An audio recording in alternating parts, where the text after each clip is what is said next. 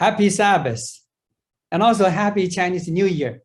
As you know, the Chinese New Year lasts for 2 weeks, so it is still okay for us to say Happy Chinese New Year today. Selamat Hari Sabat dan selamat Hari Imlek. Kita tahu bahwa Hari Imlek itu baru terjadi minggu lalu, jadi kita masih bisa mengatakan Selamat Hari Imlek. Now today we want to bring you a special message, the first angel's message. Dan hari ini kita mau membawakan satu pekabaran yang sangat spesial, yaitu pekabaran malaikat yang pertama. So as the Seventh-day Adventist Church, we are entrusted with the three angels' messages. Sebagai umat Advent, kita dipercayakan kepada pekabaran 3 malaikat. So what are these messages? Jadi pekabaran apa ini? Why God use angels? Mengapa Tuhan menggunakan malaikat? So let's just take a look today at the first angel's message. Jadi hari ini kita akan melihat pekabaran malaikat yang pertama. Now before we do that, let's pray for the Holy Spirit. Nah, sebelum kita akan melakukan itu, kita mengundang Roh Kudus. Father, we thank you so much for your protection for this whole year. Bapa di surga, kami bersyukur atas perlindungan-Mu kepada kami sepanjang tahun ini. Thank you for giving us the Holy Sabbath so we can come to worship you together. Kami bersyukur atas hari Sabat yang kudus di mana kami bisa berkumpul untuk menyembah Engkau. Even though there is COVID, but still you bring us to you. Walaupun ada COVID saat ini, tetap saja Engkau mempunyai cara untuk membawa kami datang kepadamu. As we open your word today, we pray for the guidance and the presence of your Holy Spirit. Sementara kami akan membuka dan belajar firman-Mu hari ini, kami minta tuntunan Roh Kudus kepada kami hari ini. We pray in the name of Jesus. Amen. Berdoa dalam nama Yesus. Amin. Now the first angel's message. Pekabaran malaikat yang pertama. Now first question come to our mind is why God uses angels to proclaim the message, and to whom is this message for? Pertanyaan pertama yang datang kepada pikiran kita adalah kenapa Tuhan menggunakan malaikat-malaikat untuk mengabarkan pekabaran ini, dan kepada siapa pesan ini ditujukan. Now, what is the essence? Actually, what is the main point of the first angel's message? Jadi sebenarnya apakah esensi atau tujuan utama dari pekabaran malaikat yang pertama? What makes it a time-relevant message for us today? Apa yang membuat ini menjadi satu pekabaran yang penting untuk kita pada hari ini? And what is the beginning of the end of the first angel's message? Apa yang menjadi permulaan dan akhir daripada pekabaran malaikat yang pertama? And how would, when did it start? And when would this message end? That is also a question we need to ask. Jadi kapan itu dimulai dan kapan pekabaran itu selesai, itu juga menjadi satu pertanyaan yang kita harus tanyakan. To sum up, what is the essence of the entire message? Jadi sebagai kesimpulan, apa esensi daripada pekabaran malaikat pertama ini? Now, let's tackle these questions one by one. Mari kita akan menjawab pertanyaan ini satu persatu. Why God used angels to proclaim the messages? Mengapa Tuhan menggunakan para malaikat untuk mengabarkan pekabaran ini? When Jesus, before he ascended to heaven, he said, "Go ye therefore into all nations." He gave the great commission to his disciples. Jadi sebelum Yesus naik ke surga, dia memberikan satu perintah kepada murid-muridnya untuk mengabarkan pekabaran ini kepada seluruh dunia. It should be us to preach the gospel. Kita seharusnya yang mengabarkan pekabaran baik ini. Why God used the angels instead? Tapi mengapa gantinya manusia Tuhan menggunakan para What malaikat? happened? Apa yang telah terjadi? So this question brings us back to the birth of Jesus when angels were sent to proclaim the glad tidings. Jadi pertanyaan ini membawa kita kembali kepada waktu kelahiran Yesus, di mana para malaikat dikirim untuk mengabarkan pekabaran baik ini. Now, and you can see in the Bible, it says, when the angels come, the angel of the Lord came upon a group of shepherds, and the glory of the Lord shone around them, and they sing. These people were very afraid.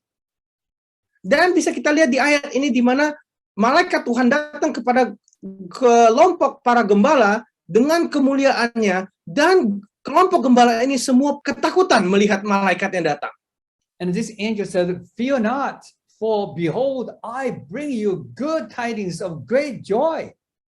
Dan kita lihat malaikat itu berkata kepada mereka, jangan takut, sebab sesungguhnya aku memberitakan kepadamu kesukaan besar Which shall be to all people. untuk seluruh bangsa. For unto you is born this day in the city of David a Savior, which is Christ the Lord. Karena hari ini telah lahir bagimu juru selamat, yaitu Kristus Tuhan di kota Daud. So we see that angels were used to bring the good tidings of the first coming of Jesus to the shepherds. Jadi kita lihat malaikat itu digunakan Allah untuk membawa kabar gembira untuk kedatangan Yesus yang pertama kali kepada para gembala. After this angel, then it says a multitude of the heavenly host praising God and singing glory to God in the highest, and on the earth peace, goodwill towards men. Dan di sini kita lihat pada saat pekabaran itu telah disampaikan dan tiba-tiba tampaklah bersama-sama dengan malaikat itu sejumlah besar bala tentara surga yang memuji Allah, yaitu ada kedamaian di bumi dan kepada seluruh umat manusia. So the question is, why was the angels sent to proclaim the first coming of Jesus? Dan yang menjadi pertanyaan adalah kenapa digunakan para malaikat untuk mengabarkan pekabaran yang pertama akan kedatangan Yesus. Ellen White give us a hint as to why angels were employed to proclaim this glad tidings to Israel. Dan rupanya Nyonya White memberikan satu petunjuk kenapa para malaikat itu dipakai Allah untuk mengabarkan kabar gembira ini kepada bangsa Israel. And this is what she said. And it says, when before Christ was born, and the angel said there was none among the sons of man to herald the advent of the Messiah. Jadi dikatakan sebelum Yesus lahir, tidak ada seorang pun di antara anak-anak manusia yang menyiarkan kedatangan Mesias. Angels must now do that work which it was the honor, the privilege of man to do. Karena itu para malaikat sekarang harus melakukan pekerjaan yang sebenarnya merupakan hak istimewa manusia. You see, this work actually was given to man. Jadi sebenarnya pekerjaan ini harusnya manusia yang lakukan. But there was no one there. Tapi tidak ada seorang pun yang mau melakukan itu. And as the angel was going to return a report, there was nobody ready. Dan pada saat malaikat itu harus kembali untuk memberikan laporan kepada Tuhan, tidak ada orang yang siap rupanya. Then he found, hey, there were a few shepherds were discussing, talking about the coming Messiah. Oh, tapi rupanya ada sekelompok gembala yang sedang membicarakan, berdiskusi tentang kedatangan Mesias. So, and she wrote, and the angels with the glad tidings of the birth of the Savior are sent to the humble shepherds and not to the learned Jews. Dan karena itu dilanjutkan oleh Nyonya White, dikatakan, tetapi para malaikat dengan kabar gembira tentang kelahiran Juru Selamat dikirim kepada para gembala yang rendah hati dan bukan kepada orang-orang Yahudi yang terpelajar. Because they have no heart to receive it. Karena mereka tidak mempunyai hati untuk menerimanya. The scholars, the scribes, they should be the one who will proclaim the good news. Ahli-ahli Taurat yang terpelajar seharusnya mereka yang menyiapkan diri untuk mengabarkan kabar gembira ini. But they have no heart for it. Tapi mereka tidak mempunyai hati untuk itu. So let's read another passage here from Great Controversy. Dan mari kita akan melihat kutipan lagi dari buku Kemenangan Akhir. It said, an angel visited the earth to see who are prepared to welcome Jesus. Dikatakan di sini seorang malaikat mengunjungi dunia ini melihat siapa-siapa yang bersedia untuk menyambut Yesus. But he discerned no tokens of expectancy. Tapi ia tidak melihat adanya tanda-tanda kesediaan. He hears no voice of praise or triumphant that the period of Messiah's coming is at hand. Ia tidak mendengar suara puji-pujian dan kemenangan bahwa waktu kedatangan Mesias sudah dekat. The angel hovers for a time over the chosen city and the temple where the divine presence has been manifested for ages. Malaikat itu melayang-layang sebentar di atas kota terpilih dan di atas bait suci, di mana hadirat ilahi dinyatakan berabad-abad lamanya. But even here, it's the same indifference. Tapi di sini pun yang terdapat hanya keadaan acuh tak acuh. The priests in the pomp and pride are offering polluted sacrifices in the temple. Para imam dalam kebesaran dan kebanggaannya mempersembahkan persembahan-persembahan yang telah cemar di dalam bait suci itu. The Pharisees are with loud voices addressing the people or making boastful prayers at the corners of the streets. Orang-orang Farisi dengan suara mereka yang nyaring berbicara kepada orang banyak atau mengucapkan doa-doa kesombongan di sudut-sudut jalan. But nobody was expecting the coming Messiah. Jadi tidak ada yang mengharapkan kedatangan Mesias pada waktu itu. And there is no evidence that Christ is expected and no preparation for the Prince of Life. Jadi tidak ada bukti bahwa mereka itu mengharapkan Mesias dan memang tidak ada persiapan untuk Mesias datang. Then she said, in amazement, the celestial messengers is about to return to heaven with the shameful things when he discovers a group of shepherds who are watching their flocks by night, and as they gaze into the starry heavens, are contemplating the prophecy of a Messiah to come to the earth and longing for the advent of the world's Redeemer. Makanya dilanjutkan oleh Nyonya White, dalam keheranan, utusan surgawi itu sudah hampir kembali ke surga dengan satu berita yang memalukan. Pada waktu ia menemukan sekelompok gembala yang menjaga ternak mereka pada waktu malam. Dan pada waktu mereka memandang ke langit yang penuh bintang, mereka merenungkan nubuatan mengenai seorang Mesias yang datang ke dunia dan merindukan kedatangan penebus dunia itu. So that is why the angel, all of a sudden, there is somebody who is ready to receive the good tidings. Dan makanya perasaan yang dimiliki oleh malaikat-malaikat itu adalah, oh akhirnya ada juga orang-orang yang mau mendengarkan kabar gembira ini. So the angels appear to the shepherds. Dan makanya para malaikat itu Now, let's look menampakkan at the diri. pattern. Mari kita lihat polanya. First, there was one mighty angel appeared to this group. Pertama kita melihat ada satu malaikat perkasa yang menampakkan diri kepada kelompok ini. To this humble shepherds. Kepada kelompok gembala yang rendah hati. Then there's a big group of angels coming saying the glad tidings. Lalu ada kelompok malaikat yang besar mengabarkan kabar gembira ini. Now, the recipient are the humble shepherds. Jadi penerima kabar gembira ini adalah para gembala yang rendah hati. This is the what had happened in the beginning when the church should be the one to preach about the coming of the birth of Jesus, but the Jews were not ready for that. Jadi apa yang terjadi pada waktu itu adalah harusnya gereja pada waktu itu adalah yang menyiapkan, yang memberitakan pekabaran kedatangan Mesias, tapi orang-orang Yahudi tidak siap pada waktu itu. For 4,000 years, untuk 4.000 tahun, God announced that is a seed of the woman is coming. Dan Tuhan mengatakan akan ada keturunan daripada perempuan itu. And his prophet proclaimed this throughout the ages. Dan dari masa ke masa, nabi-nabi pun mengabarkan pekabaran ini.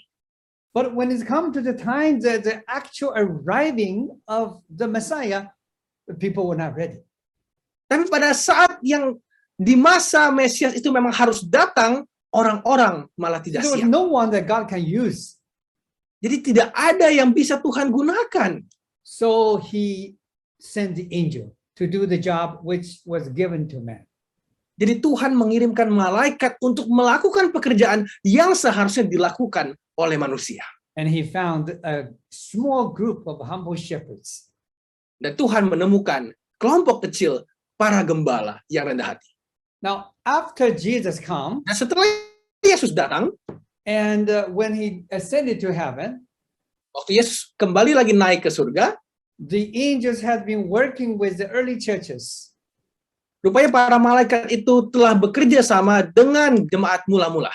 And we have seen different stories in the Bible how the angels are working with the disciples to proclaim the kingdom Jadi of kita God. bisa melihat dari Alkitab bagaimana para malaikat ini telah bekerja sama dengan para murid-murid Tuhan untuk mengabarkan kerajaan Allah.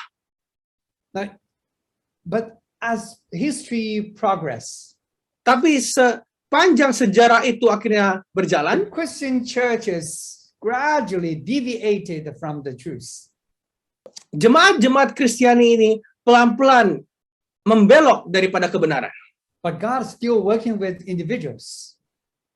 Tapi Tuhan tetap bekerja melalui para individu. And the angels were sent to help those who were sincere, earnest souls, and they were raised to spread the word of God. Dan para malaikat pun dikirim untuk membantu orang-orang yang tulus, yang sungguh-sungguh, jiwa yang sungguh-sungguh untuk mengabarkan firman Allah.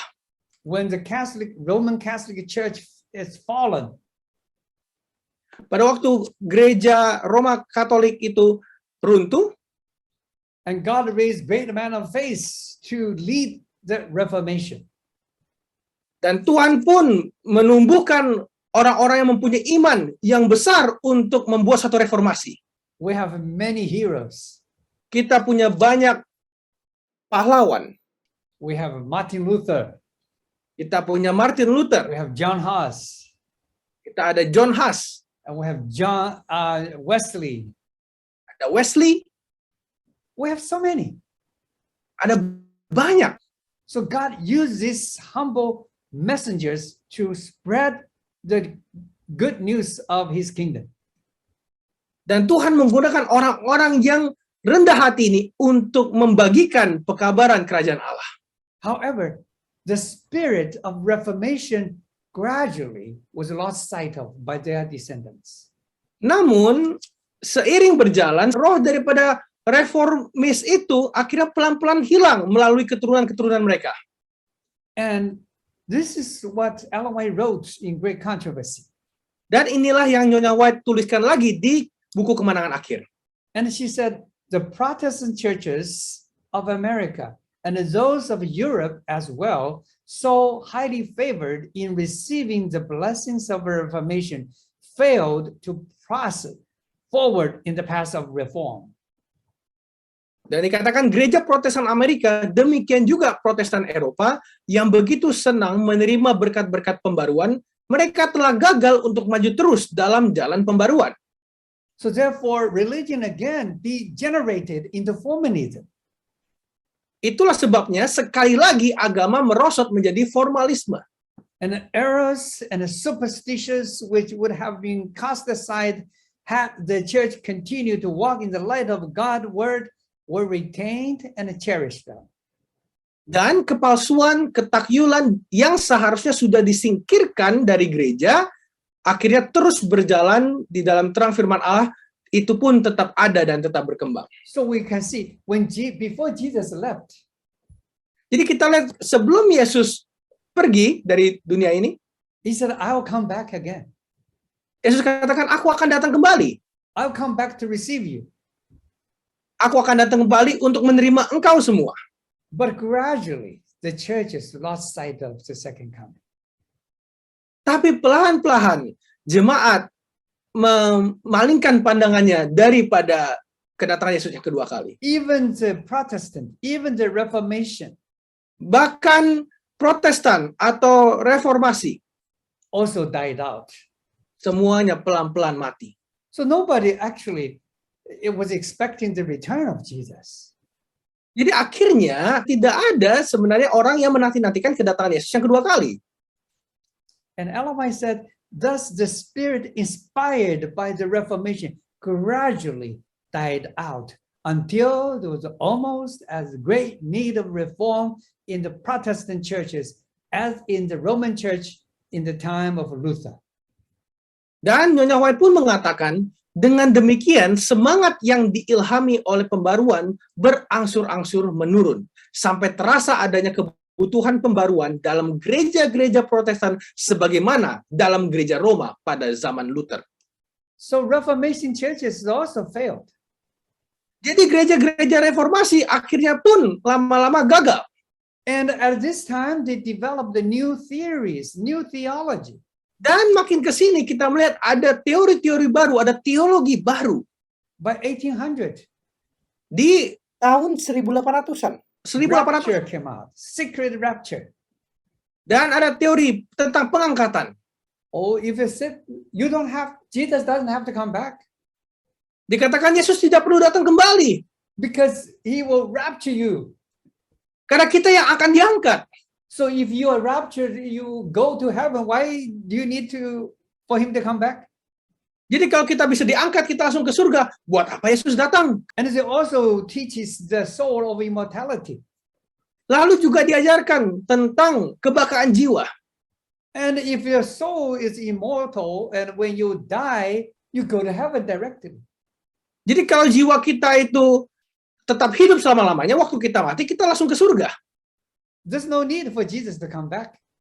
Nggak perlu lagi Yesus datang kembali. And either when you die, you go, or if you are still living, you will be raptured. Jadi kalau kita mati, jiwa kita akan pergi ke surga. Kalau kita masih hidup, ya kita juga akan diangkat ke surga. Either way, you can end up in heaven. Jadi mau pilih yang mana, akhirnya pun ujungnya kita akan ada di surga. So the great tidings of the second coming of Jesus was no longer needed or believed. Karena itu jadinya pekabaran gembira dari kedatangan Yesus yang kedua kali akhirnya tidak diperlukan lagi atau tidak dipercaya lagi. But the Lord, the eyes of the Lord round through the earth to strengthen those who hear, whose heart are fully committed to him. Tetapi mata Tuhan menjelajah seluruh bumi untuk melimpahkan kekuatannya kepada mereka yang bersungguh hati terhadap Dia. The churches are fallen. Gereja ini makin turun. So God is still looking for individuals that he can work with. Jadi Tuhan tetap melihat para individu yang Dia bisa bekerja sama dengan orang itu. Failed to find anyone in Europe, the Lord moved his eyes to America. And they found such a man in New York.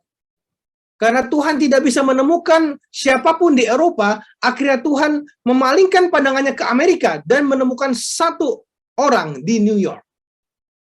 William Miller William Miller was a farmer, adalah seorang petani, but his heart was sincere. tapi hatinya tulus. And he finally accepted the Bible. Dan akhirnya dia pun menerima pelajaran Alkitab. And Ellen White wrote, God sent his angel to move upon the heart of a farmer who had not believed the Bible. Dan Nyonya White menulis, Tuhan mengutus malaikatnya untuk menggerakkan hati seorang petani yang tidak percaya Alkitab. To lead him to search the prophecies. Untuk membimbingnya menyelidiki nubuatan. And she said, angels of God repeatedly visited the chosen one to guide his mind and open to his understanding prophecies which had ever been dark to God's people before. Dan dikatakan malaikat Tuhan berulang kali mengunjungi orang yang terpilih itu untuk membimbing pikirannya dan membuka pemahamannya akan nubuatan yang pernah gelap bagi umat Tuhan. So God found William Miller. Jadi Tuhan menemukan William Miller and sent angels to work with him. Dan mengirimkan malaikat untuk bekerja sama dengan dia. And to lead him to study the prophecies.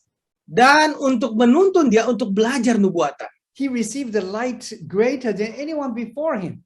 Dan akhirnya dia mendapatkan terang yang jauh lebih besar dari orang-orang sebelum eranya dia. The great light was given to him to understand those prophecies. Dan terang itu diberikan kepada William Miller supaya dia mengerti nubuatan. Now, Miller led the great Millerist movement. Jadi William Miller memimpin pergerakan Millerite. They proclaimed the second coming of Jesus. Mereka mengabarkan pekabaran kedatangan Yesus yang kedua kali. And they started a big wave in America. Dan akhirnya mereka menciptakan satu gelombang yang besar di Amerika.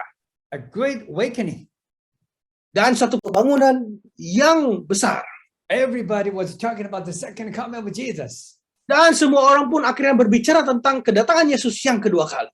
However, we all know he made a mistake. Tapi kita semua tahu, Miller pun berbuat satu kesalahan. He thought the earth was the sanctuary. Dan dia pikir bumi ini adalah bait suci. And they met the great disappointment. Dan itu akhirnya berujung kepada kekecewaan besar. Jesus didn't come as they predicted. Dan Yesus tidak datang seperti yang mereka sudah prediksikan. So many gave up. Dan akhirnya banyak yang meninggalkan. No more people to proclaim the second coming anymore. Tidak ada lagi orang yang mau mengabarkan pekabaran kedatangan Yesus yang kedua kali. So at this time, Babylon, the Roman church, is fallen. No hearts to believe it anymore. Dan pada saat ini, Babylon atau kerajaan Roma itu telah runtuh. Tidak ada yang mau percaya sama itu lagi. And the great disappointment shake many. They don't believe it anymore. Tapi karena kekecewaan besar, itu juga menggoncangkan banyak orang. Mereka tidak percaya lagi. So who can God use to proclaim the second coming, the good message? Jadi siapa yang Tuhan bisa pakai untuk mengabarkan pekabaran yang baik ini, pekabaran kedatangan Yesus yang kedua kali? So he did the necessity. Dan Tuhan akhirnya melakukan apa yang harus dia lakukan. And send out his faithful angels to proclaim this great tidings. Dan mengirimkan malaikat-malaikatnya yang setia untuk memberitakan kabar baik ini. It is sad for the second coming, for the first coming and the second coming, no human was ready. Dan sedihnya untuk kedatangan Yesus yang pertama kali maupun kedatangan Yesus yang kedua kali, tidak ada manusia The yang church were not doing it. karena jemaat tidak melakukan hal itu. On each occasions, God used these angels instead to do what should be the church's privilege. Dan untuk setiap peristiwa-peristiwa penting ini, Tuhan malah jadi harus menyuruh malaikat untuk mengabarkan pekabaran ini. So he sent out 4 angels to hold the winds, and then the 3 angels proclaimed the last message of mercy for this rebellious world. Jadi akhirnya Tuhan mengirimkan 4 malaikat untuk menahan 4 penjuru mata angin, lalu Tuhan mengirim 3 malaikat untuk mengabarkan pekabaran di akhir zaman, pekabaran kemurahannya kepada dunia yang menentang ini. And this 3 and the 4 angels, there are 7 angels, they're working in a great team. Dan 4 malaikat dan 3 malaikat ini, ada 7 dari mereka semua, mereka bekerja sama sebagai satu tim yang hebat. So then we can see, and John saw another angel flying in the middle of heaven and having the everlasting gospel to preach. Dan Yohanes pun melihat ada seorang malaikat lain terbang di tengah-tengah langit dan padanya ada Injil yang kekal untuk diberitakannya. He's saying the everlasting kingdom is on the way. Dan dia itu mengabarkan pekabaran Injil yang kekal. The gospel is everlasting. Injil itu kekal. And because Christ is the lamb slain from the foundation of the world. Karena Kristus adalah domba yang disembelih sejak dari dunia dijadikan. So the gospel of Christ goes before the beginning of this world. Jadi pekabaran daripada Injil itu sudah ada sejak dunia belum dijadikan.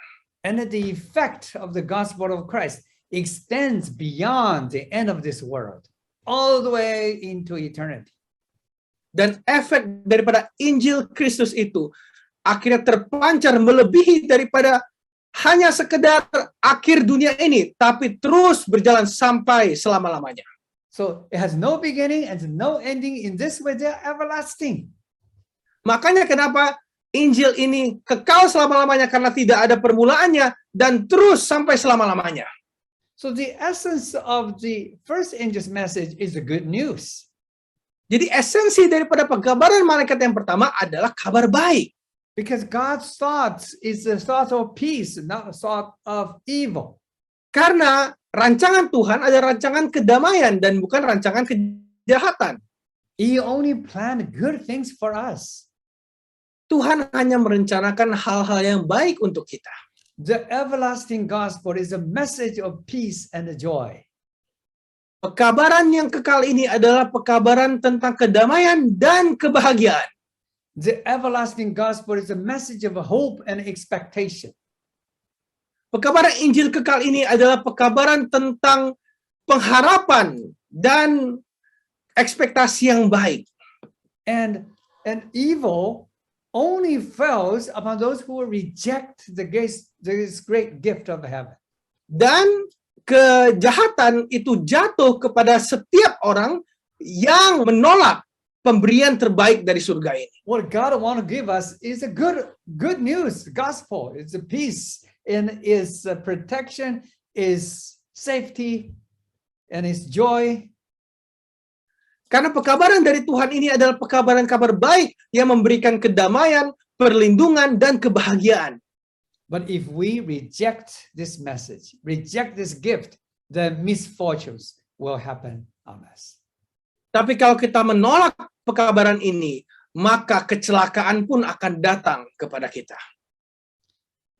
So the angel said, who was this for? It says, is preach unto them that dwell on the earth, and to every nation and a kindred and a tongue and a people. Jadi kepada siapa pekabaran ini ditujukan? Dikatakan itu ditujukan kepada mereka yang diam di atas bumi dan kepada semua bangsa dan suku dan bahasa dan kaum. So it's for everyone on this earth. Jadi pekabaran ini adalah untuk semua orang di muka bumi ini. Now what makes this message a time-sensitive message? Jadi apa yang membuat pekabaran ini menjadi pekabaran yang sensitif secara waktu pada hari ini? The angel continued to say with a loud voice, Dan malaikat itu pun berseru dengan suara nyaring, fear God and give glory to him. takutlah akan dia dan muliakanlah dia. For the hour of his judgment is come. Karena telah tiba saat penghakimannya. Now, all through the world, through all ages, we are called to worship God. Dan sepanjang masa di dunia ini, kita semua dipanggil untuk menyembah Allah. But at this point, when this message was sent out, something specific is happening. Tapi pada saat pekabaran ini dikabarkan, ada satu hal spesifik yang terjadi. The hour of his judgment is come. Adalah saat penghakimannya sudah tiba. Now, what is the hour of his judgment? Jadi apa itu saat penghakimannya?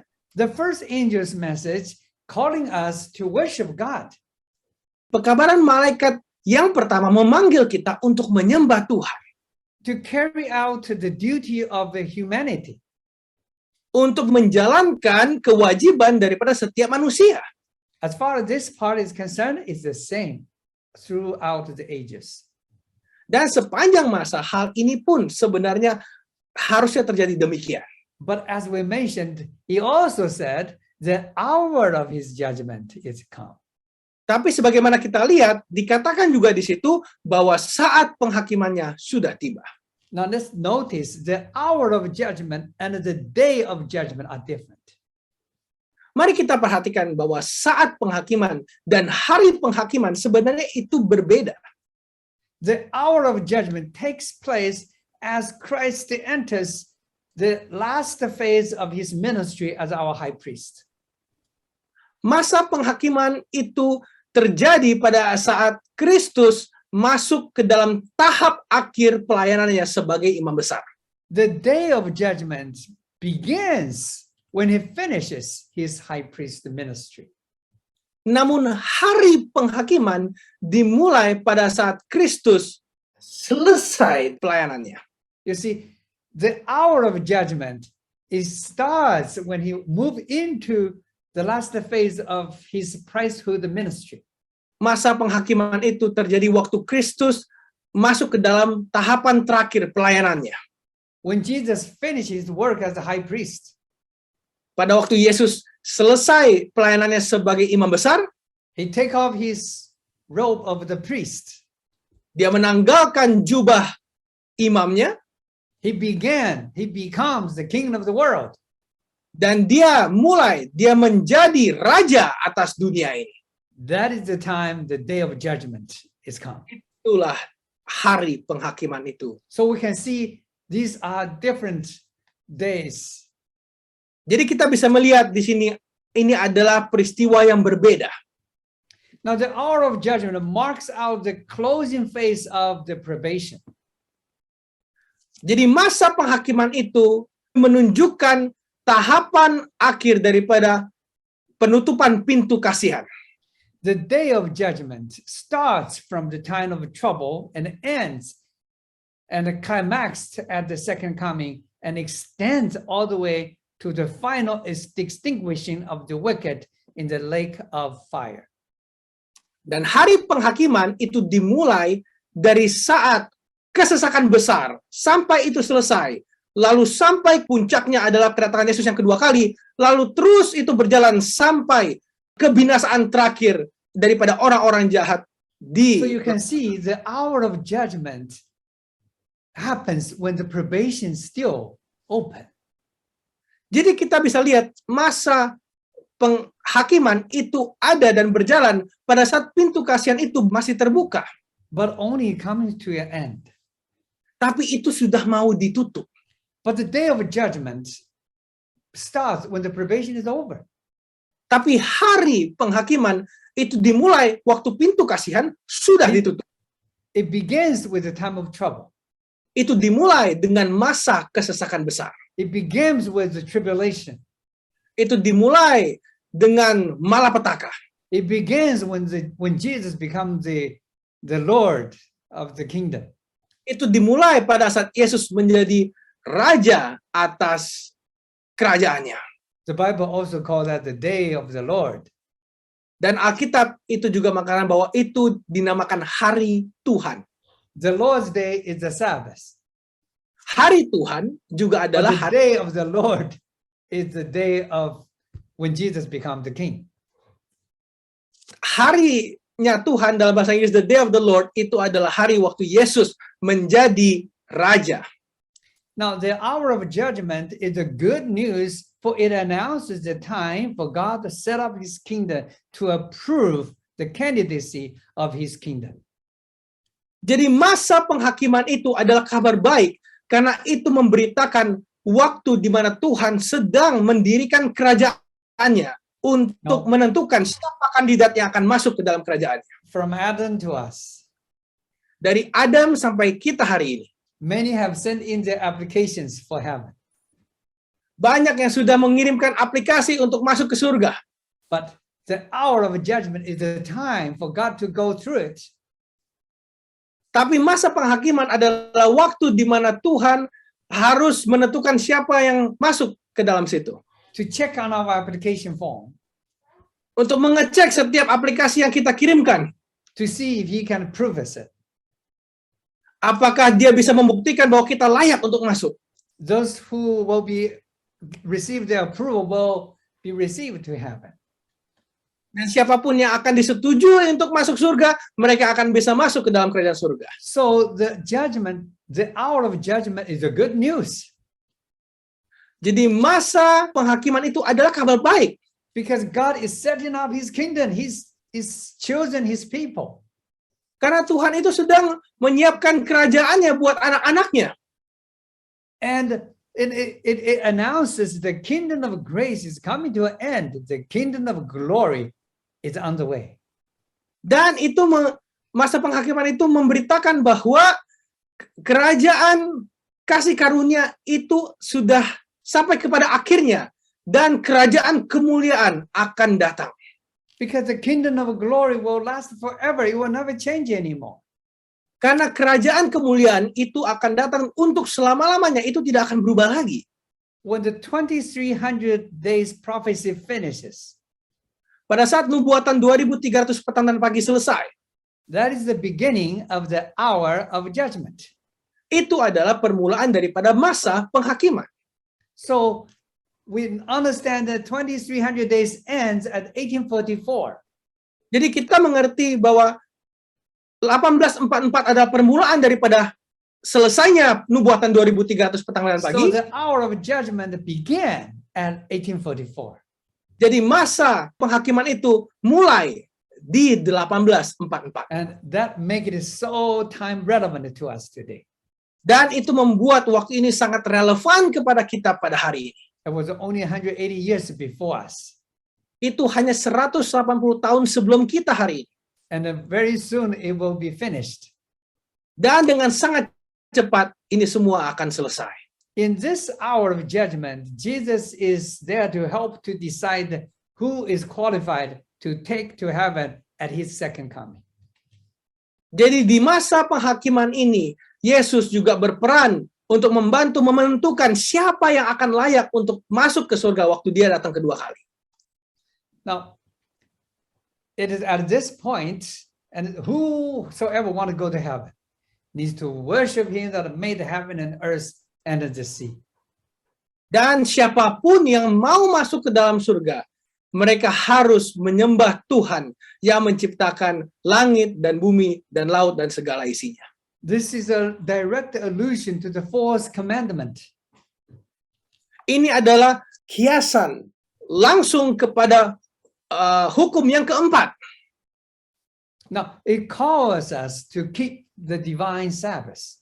Itu memanggil kita untuk memelihara hari Sabat. And it calls us to leave adultery and come back to worship the true God. Dan itu memanggil kita untuk meninggalkan penyembahan patung, untuk kembali menyembah kepada Tuhan yang benar. And the Sabbath observation is a visible sign between God and his faithful people. Dan pemeliharaan hari Sabat adalah tanda yang sangat jelas antara Tuhan dan umatnya yang setia. But it doesn't end there. Tapi itu tidak berhenti di situ saja. And it still have a small phrase at the end. Masih ada satu kutipan kecil di belakang ayat ini. And it says, and the fountains of waters. Dan di situ dikatakan segala mata air. So the first angel's message end with the fountains of water, but which is not a part of the fourth commandment. Jadi kabar malaikat yang pertama diakhiri dengan tulisan segala mata air, tapi ini sebenarnya tidak menjadi bagian daripada hukum yang keempat. So what does it mean? Jadi apa artinya ini? And the first time we see the fountains of water, it is when Noah was 600 years old. Pertama kali kita melihat tulisan segala mata air adalah pada saat zaman Nuh waktu dia berumur 600 tahun. In that wicked time. Di saat yang sangat jahat waktu itu. It was so wicked, God have to send a flood to destroy all the wicked. Dunia itu sangat jahat sehingga Tuhan harus mengirimkan air bah untuk membersihkan dunia yang jahat itu. Genesis 7:11 said, and all the fountains of the great deep broken up. Dan Kejadian 7 ayat 11 mengatakan, maka terbelahlah segala mata air samudra raya. That's the first time we see the fountains of the earth. Dan itulah pertama kali kita bisa melihat mata air daripada bumi ini. And when we see it, it is associated with the judgment of God. Dan pada saat kita melihat hal ini bisa dihubungkan kepada penghakiman Tuhan. Because when the fountains broken up, the water come and cover the earth. Karena pada saat mata air itu terbuka, maka air pun keluar dan itu meliputi seluruh bumi. So the fountains of water brings us back to the time of Noah. Jadi mata-mata air itu membawa kita kembali kepada waktu di zaman Nuh. Which in turn reminds us of the second coming of the Lord. Yang akhirnya mengingatkan kita kepada kedatangan Tuhan Yesus yang kedua kali. Because the Bible said, as the day of Noah were, so shall also the coming of the Son of Man be. Karena Tuhan katakan, sebab sebagaimana halnya pada zaman Nuh, demikian pula halnya kelak pada kedatangan Anak Manusia. So the fountains of water just brings us to the days of Jesus. Jadi mata air ini membawa kita kepada hari di mana Tuhan Yesus akan datang. So positively speaking, that it brings the concept that the kingdom of glory is here. Jadi kalau kita berbicara secara positif, mata air ini membicarakan tentang kedatangan kerajaan kemuliaan yang akan datang ini. But positively speaking, it also warns the danger of rejecting the call of the first angel's message. Tapi secara pasif, ini juga memperingatkan bahaya daripada menolak panggilan kepada pengkabaran malaikat yang pertama ini. There will be judgment Akan ada penghakiman. on those who reject this everlasting gospel.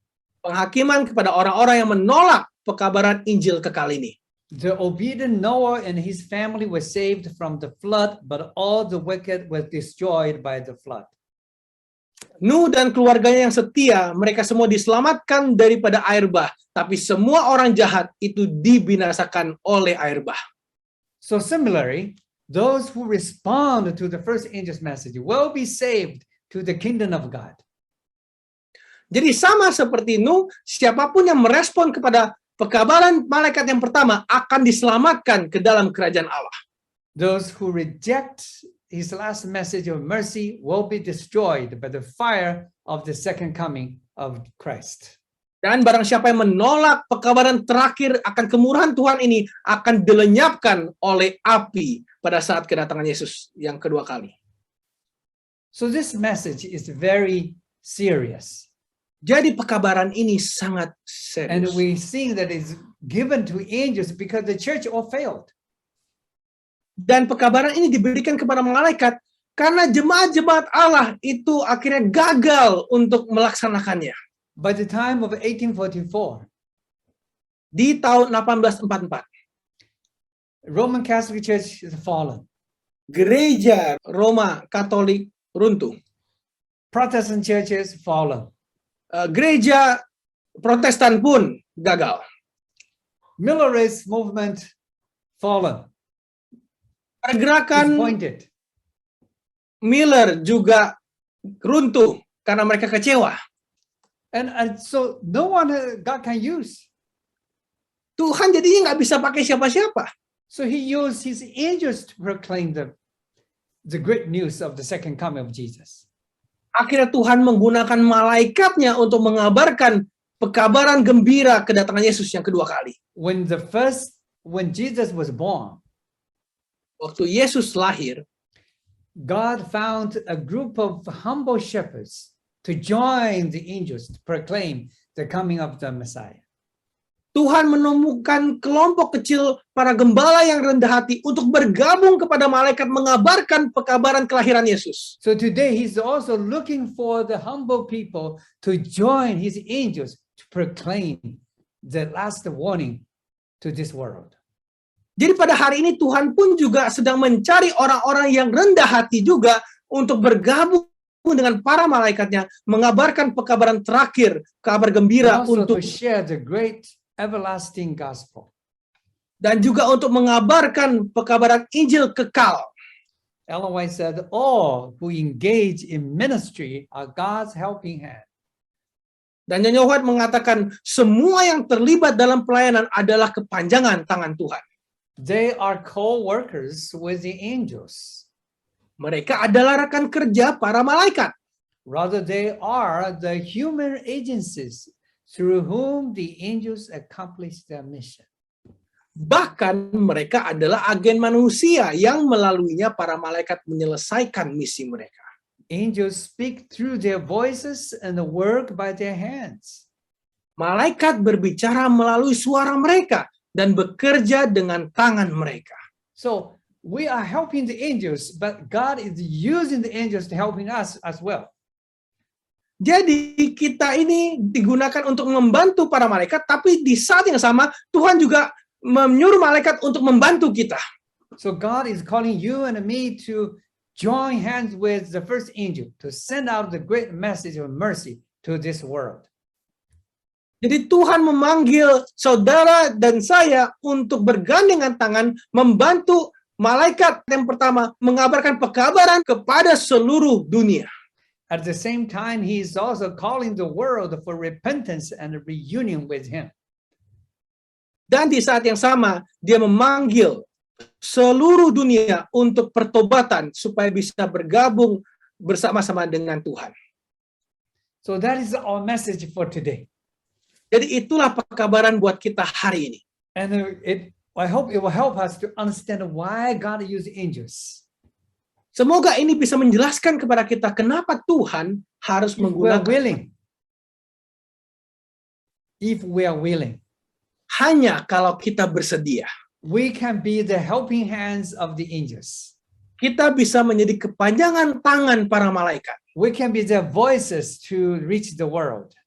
Kita bisa menjadi suara-suara itu untuk menjangkau dunia. Together we carry out God's mission. Bersama-sama kita membawa pekerjaan Tuhan di misi ini. May we respond with the angels together. Marilah kita merespon ini bergandengan dengan malaikat bersama-sama.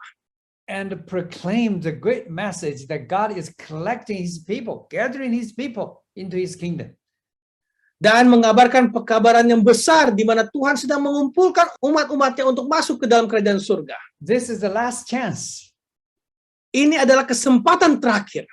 But it's a good news. God already is starting the judgments of the hour of judgment.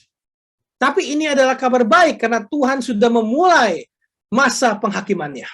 If you're willing, Jika saudara if bersedia, you want to join God's mission, jika saudara mau bergabung kepada misi Allah to proclaim this good news untuk memproklamasikan kabar baik ini and to carry out his mission, dan untuk berjalan bersama dengan membawa misinya, to call the world for repentance, untuk memanggil dunia kepada pertobatan, I invite you to pray with me. saya mengundang saudara untuk berdoa bersama dengan saya. Our Heavenly Father, we thank you for sending the angel to bring this everlasting gospel to us. Bapa di surga, kami bersyukur karena Engkau telah mengirimkan para malaikat untuk membawa kabar Injil kekal ini kepada kami semua. And to tell us that you are actually gathering your people into your kingdom.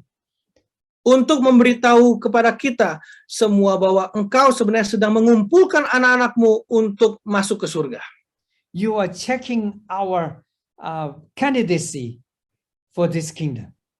Dan Engkau sedang mengecek kesiapan kita untuk masuk ke dalam kerajaan-Mu.